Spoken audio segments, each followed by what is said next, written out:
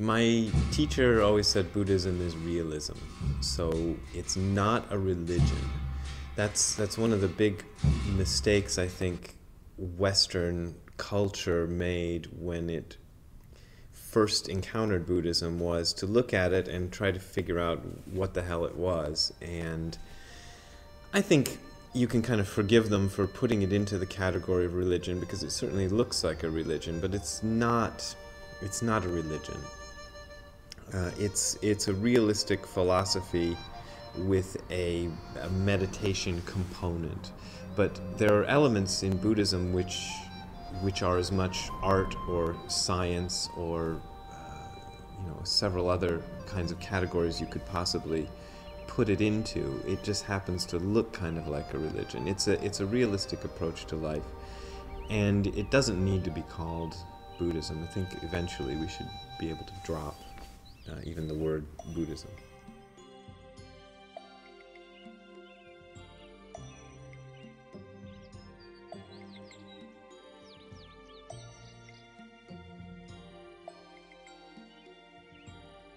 Meditation is a disciplined practice. If you take the practice seriously, you do it a lot. You might do half an hour every day. You might try to do an hour every day. You're changing the way you perceive the world. You're inhabiting your body in a different way. You're more aware of all your muscles. Your kinesthetic awareness increases a lot. So in a way, it's sort of changing your orientation, or the way that you understand your body. And you're perceiving it in a way that you just could not have if you never did yoga. Have to work at not working. It's not like stop thinking. Oh, okay, I'm done. Think about not thinking. Yeah. Then you're like, am I thinking? Am I thinking? Was I just not thinking? Hey, I noticed I wasn't thinking. Dang, I was thinking. The man known as the Buddha was once just a rich man born to a king and queen. His name, until the age of 35, was Siddhartha Gautama. The king and queen kept Gautama away from reality and out of view of all sickness, old age, and suffering. He went out into the city for the first time and saw people hurting and hungry, and also experienced how the real world was outside of his luxurious palace. Siddhartha Gautama lived like the people he saw on the streets for a while, and eventually almost died from starvation. He realized that living in both the streets and the rich palace were not the right way to achieve happiness, so he set off to find a world with no suffering or death. Gautama wandered for years and eventually sat by a tree to meditate to find the meaning of life. He spent 48 days by the tree, and after that he spent the rest of his life teaching others about life itself and suffering. After he was enlightened, he preached his first sermon about the Four Noble Truths and the Noble Eightfold Path, which actually sums up the Buddha's teachings. He said that the first noble truth is that life is frustrating and filled with suffering. All people will grow old and die. It is a natural observation of life that there will be death, disease, and pain that are unavoidable, but we shouldn't be constantly worried or thinking about the future. The second noble truth is that suffering has a cause. The cause can be through always wanting and expecting something from life and other people.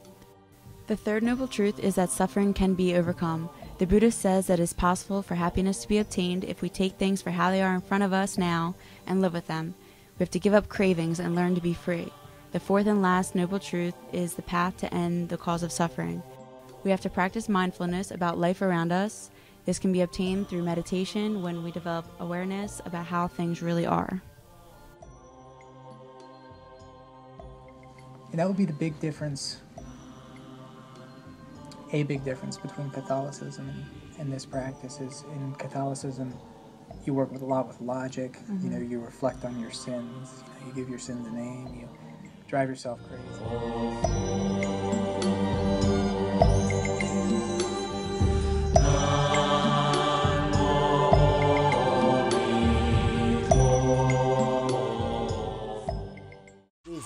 Bees, Buddhist. I bees, Buddhist. Bees, Buddhist.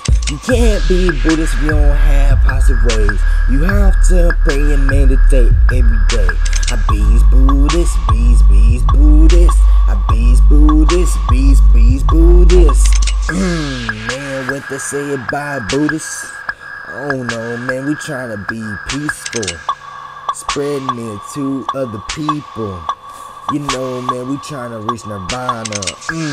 Man, what they say about Buddhists? I don't know, man, we tryna be peaceful, spreading it to other people. You know, man, we trying to reach nirvana.